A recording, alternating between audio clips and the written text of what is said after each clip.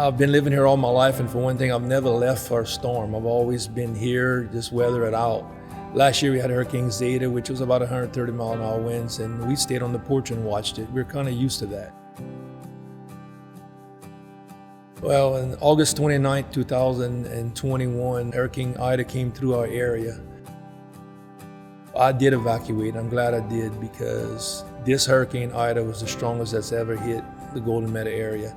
It devastated the landscape. It changed everything about what we were used to looking at. This sanctuary was built in 1964.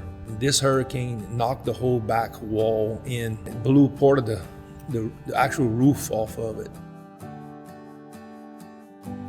This gymnasium, which is our church sanctuary as we speak, became our distribution center for supplies from everywhere. I was putting out a request, a plea for help, because there was so much devastation, so much help that we needed in our area, and our folks were just exhausted, just trying to survive. Shortly after, I got a phone call from Scotty Stice, and he said that he would love to come and assist us. And within just a few days, these folks began to show up with these yellow shirts, the most beautiful people, willing to help. They came and blessed us with the greatest smile and the greatest compassion. Their spirit was just so sweet. I'm Ronnie Roark. We live in San Antonio, Texas. This is my wife, Connie Roark, and we're part of the Disaster Relief in Southern Baptist Texas Convention.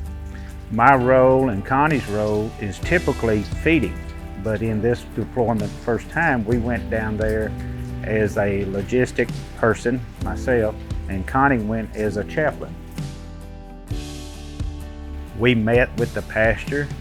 We realized right away the love he had for the community, the love he had for his church, and beyond doubt, the love he had for Jesus Christ.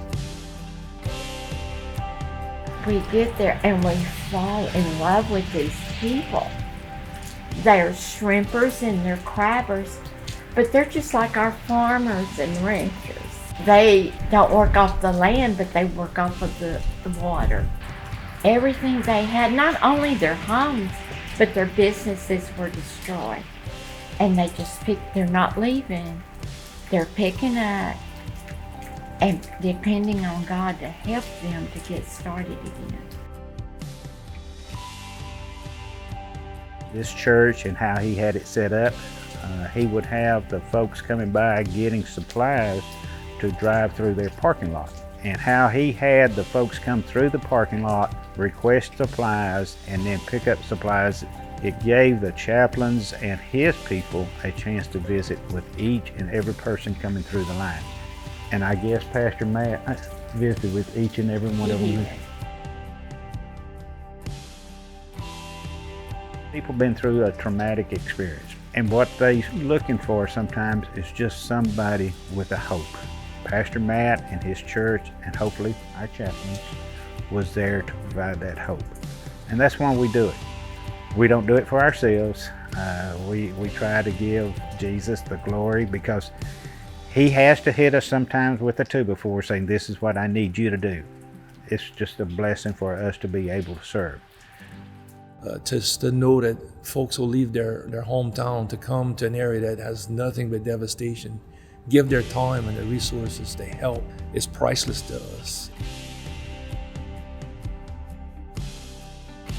As of yesterday, I was getting a propane tank filled, and this gentleman said, I'll never forget the kindness of those yellow shirts, Texas. If you're thinking about giving to the Reach Texas offering, I want to encourage you.